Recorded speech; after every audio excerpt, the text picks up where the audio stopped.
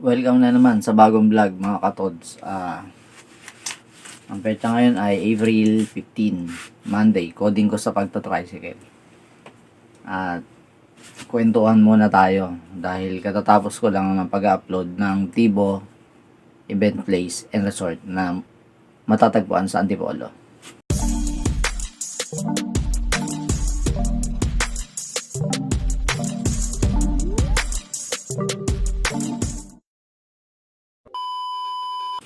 So, ang pag-uusapan natin ngayon, gusto ko lang ilabas yung nasa damdamin ko, ay yung tungkol sa kanina. Ito, yung matanda sa bilihan ng niyog.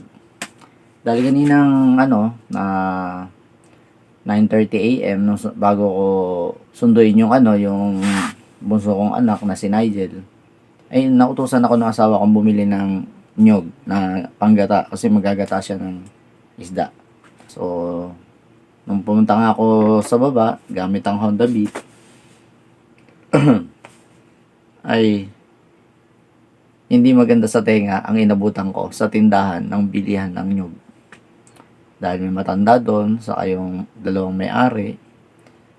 Nung nakapila ako doon, sunod na kasi ako sa matanda, nagkukwentuhan sila. Dahil ang pinag-uusapan nila yung bus na pumarada sa harap namin, sa right side. At ang sabi ng matanda, field trip. Gastos lang yan. 700, 1,000. Sayang yung pera na yan. Kung ako yan, gagamitin ko na lang ng isang araw yan sa loob ng bahay. Hindi pa ako napagod sa field trip. Hindi pa ako nagagastos ng malaki. Tapos, Nay, no? Sayang talaga yung pera. Yung isa naman ang sabi niya, dito nga na may mga nagra-rides din, mga nagta-tricycle. At ayon sa kwento nila, nagra-rides ka sila at malalayo ang nararating nila. Sabi ko, makasabad nga po, no? Nay, sabi ko, pasensya naman kayo kasi hindi siya nagmamarites ako. Pero, papaliwanag ko lang yung sides ko kasi yung napag-uusapan nyo, hindi ayon sa kagaya namin nagta-travel kasi nag-ano kami, nagra-ride rin ako Yan, gamit yung motor na yan. Nakakarating ng Tagaytay. Pag sabihin natin Antipolo, Tingalan Aurora, Baler Aurora, Gumaca Quezon, saka itong huli, tumakbo kami ng Bolinao, Pangasinan. Na hindi masama ang mag-travel. As long na gaya ng binanggit nyo kanina, malamang utang lang. Di ba? Paano po na kung hindi utang, pinag-ipunan? Alam nyo po na napakaganda ng mundo. Nilikha ng Panginoon para galaan natin. Ngayon, kung sasayangin lang natin yung oras natin sa bahay, pumuti na yung buhok natin sa paikot-ikot sa loob ng bahay, hindi naman ako siguro maganda yon. Siguro, kung may sobra naman talaga tayong pera, enjoy natin yan. Pwede naman tayong kumain lang sa labas. Kung ayaw nyo mag-travel, di ba? Para lang maiba ng ambience. O kaya sabihin natin sa mga park lang na malalapit.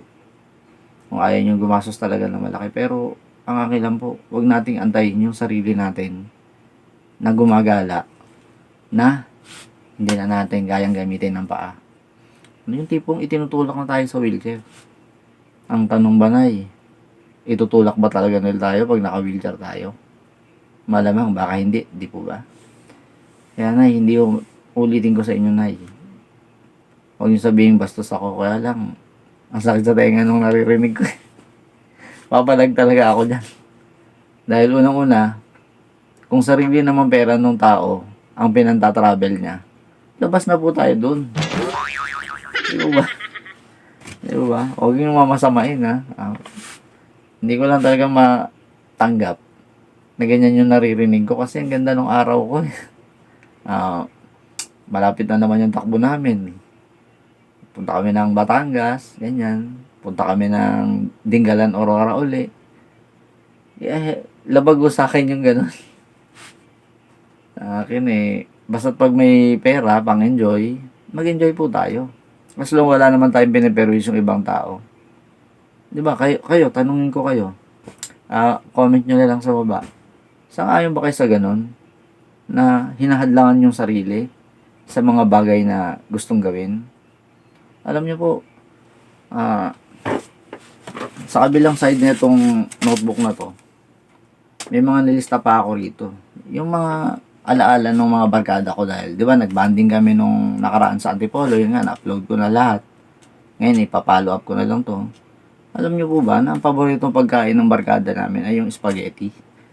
At pag nilapag ang spaghetti sa harapan namin, kailangan bakbakan nyo yan, boodle fight po yan. Pag babagal-bagal ka, baka ni isang hibla ng spaghetti, wala ka na hong makakain. Ganun po, yung isa sa natutunan ko sa mga barkada ko. Sa panahon ngayon, hindi tayo pwedeng babagal-bagal. Bakit?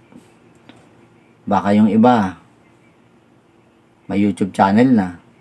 Tayo, wala pa. Yung iba, kung saan-saan na nakakarating. Diba? Nakakapag-travel na ibang bansa. Tayo nga, nandito na sa bayan natin, Pilipinas. Hindi pa tayo nagta-travel. Lugi naman tayo sa kanila. Di po ba? At, yan. Ano babasa nyo? Tambay. Dinanas ko maging tambay sa kaibigan nung high school days nung barkada ko pa ngayon, The Elements Grad Tribe. At hindi pwedeng habang buhay, tambay tayo. At ipapasok ko na naman, hindi pwedeng habang panahon, nasa isang lugar lang tayo. Dapat nagta-travel din tayo. Kumbaga yung Elements Grand Tribe, nahati kami. Yung iba, sabihin natin yung tatlong kasama ko doon, mga magaganda buhay nun. Nasa Japan, nasa Customs, saka isang nasa Demolition Team. Di ba? Pumili tayo ng mga taong sasamahan natin na tungo sa magandang direksyon ng buhay. Huwag mo yung mga nasa kaliwa. Kasi, dapat talaga sa kanan. Yung mga nasa kaliwa ko kasi, na barkada natin, malamang puro kalokohan pa rin ang alam hanggang ngayon. Kaya yung buhay nila, windang-windang. Doon tayo sa kanan. Mga maayos na tao kasi ang mga nasa kanan. At yung ilog, yan. Nabanggit ko na rin to nung last vlog ko, nung naliligo kami nung anak ko sa swimming pool. Hindi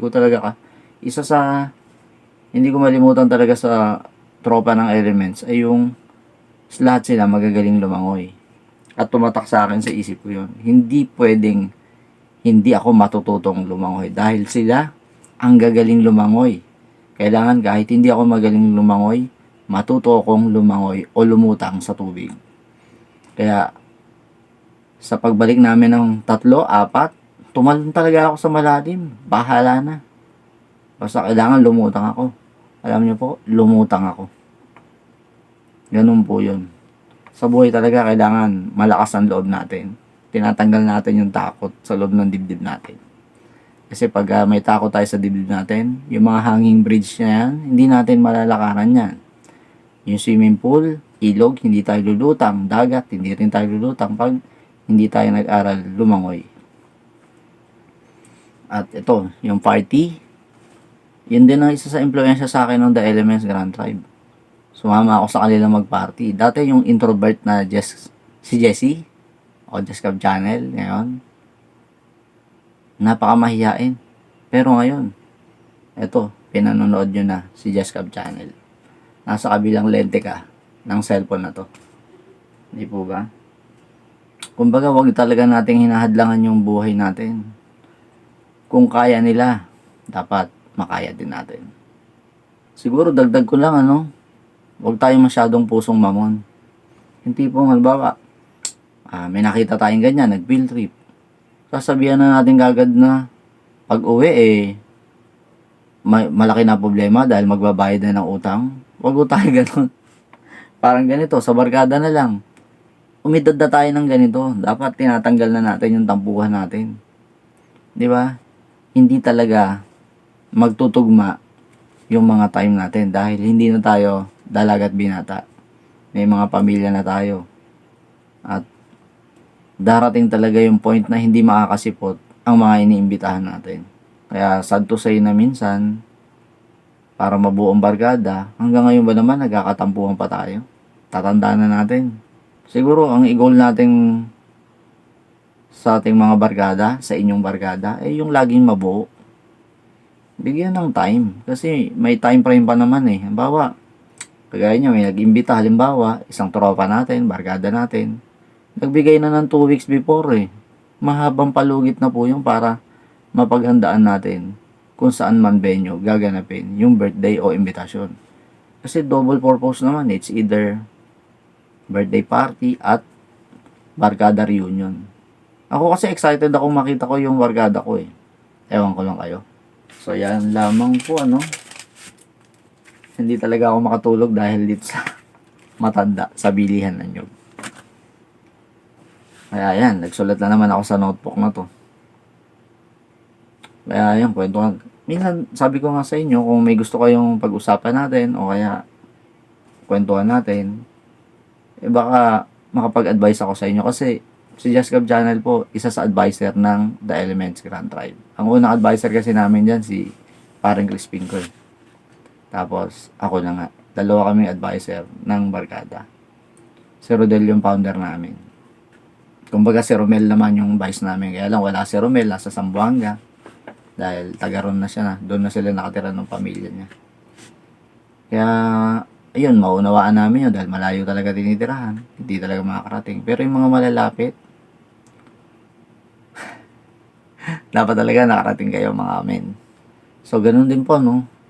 Kung ano yung nararating na ibang mga tao, kung kaya natin puntahan po natin. Huwag nating lagyan ng pader o tinik yung sarili nating bakuran. Baka mismong tayo ay hindi na makatawid sa bakuran na yan. Lagi hong tatandaan, huwag nating binabakuran o nilalagyan ng limitasyon ang ating sarili o pagkatao. Maging maayos na tao po tayo sa lahat ng anumang bagay. Kung galit ka sa mundo, huwag mong idamay ang iba. Pahabol na vlog. Ang petsa ngayon ay April 17, 2024 at ang oras ay ayan na 12:25 na po ng madaling araw. Kumatinteng ako. At ito ang tatalakayan natin. Eraser at reprogram. Ano po yun? Kahapon po, April 16, birthday ni paring Eric, pumunta ako ng Pilbag. At habang nandun ako, nakita ko yung mga, syempre, classmate namin ng first year dahil si paring Eric ay classmate ko rin nung first year. So, ito na. Tuwing magkikita kami ng isang classmate namin na yun, lagi niyang sinasabi sa akin na, alam nyo ba, pag may kaharap kami ba, itong classmate namin na to, binato ng eraser. Laging ganun. Di ba?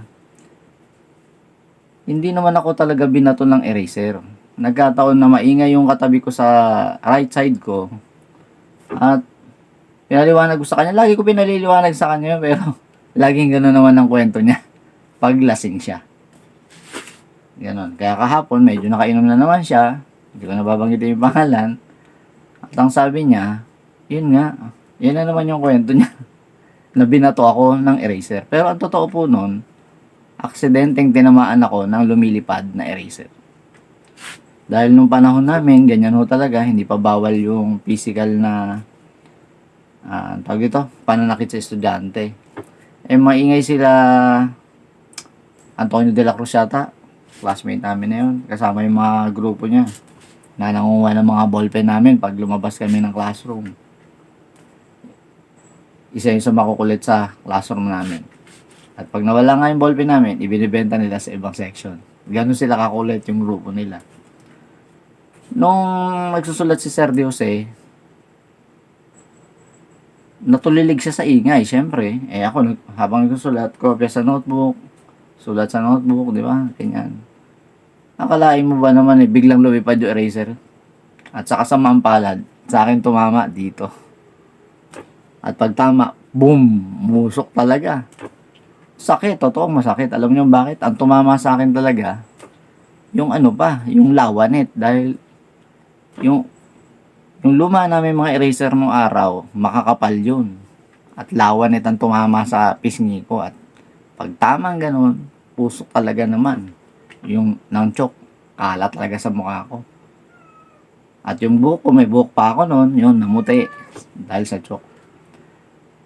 At dahil hindi naman talaga ako pinatatamaan ni Sir Dios halos isang buong taon talaga humingi ng pasensya sa akin yung teacher namin na yun.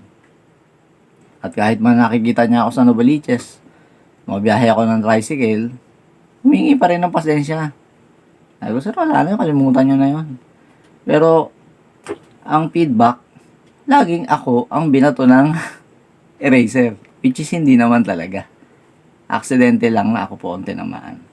So, kung ganong imahe naman pala ang tumatatak sa isipan nila, na ako, binato ng eraser, iniiba ko na ho ngayon yun. Nire-reprogram ko na ho.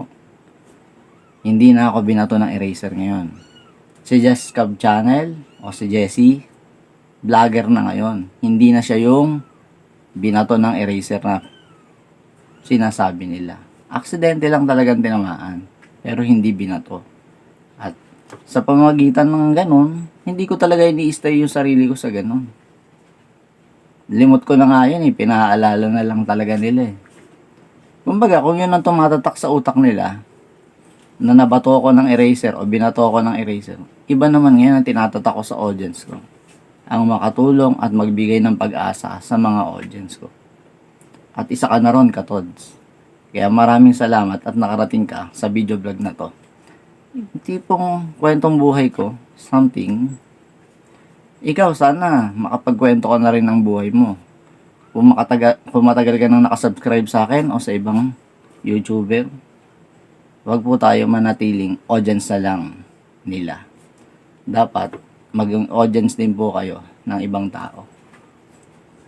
Yun lang naman lagi ang binabanggit ko sa inyo Dahil kung panonoorin nyo yung vlog ko, di ba, mas magaling ka pa kaysa sa akin. Sino ba naman si Jess Cab Channel kumpara sa ibang mga vlogger sa ngayon? Ang daming malulupit na vlogger, di ba? Pero ako, through experience, nakikita ng mata ko, binabahagi ko sa inyo, nararating kong lugar, binabahagi ko sa inyo, koleksyon ko, binabahagi ko sa inyo. Ganun lang naman po. At sana nakakapulutan nyo rin po ng aral o kaya kaalaman. Hindi man talaga magaling, pero at least nanonood ka sa channel natin. Kaya kung nakarating ka muli sa vlog na to, sa oras na to, 5 minutes and 54 seconds na added vlog, binabati kita at God bless sa'yo. Salamat, salamat. Yung eraser na tumatama sa atin, malamang hindi lang ako tinamaan ng eraser di ba? During that time ng 90s, di ba? Huwag nating hayaan na yung eraser na tumama sa atin, nandyan yan habang buhay. Di ba? Ngayon, i-reprogram natin kung ano man yung pagkatao natin.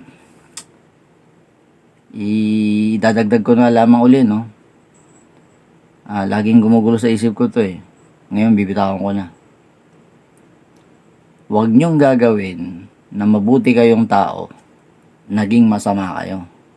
Pero kung masama kang tao, naging mabuti ka, yun po ang pinakamagandang dapat natin gawin. Hindi tayo dati nagbablog, ngayon nagbablog tayo, nagbibigay tayo pag-asa sa ibang tao. Di wow, di po ba?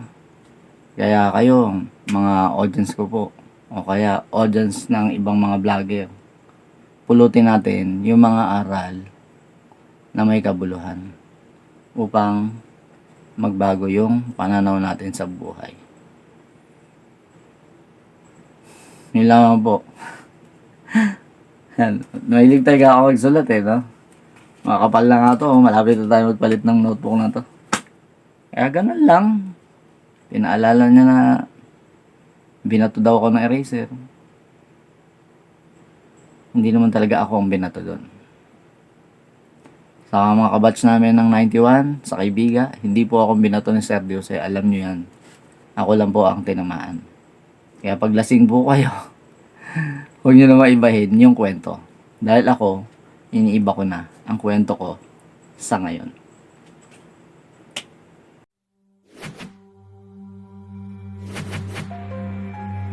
Desktop John.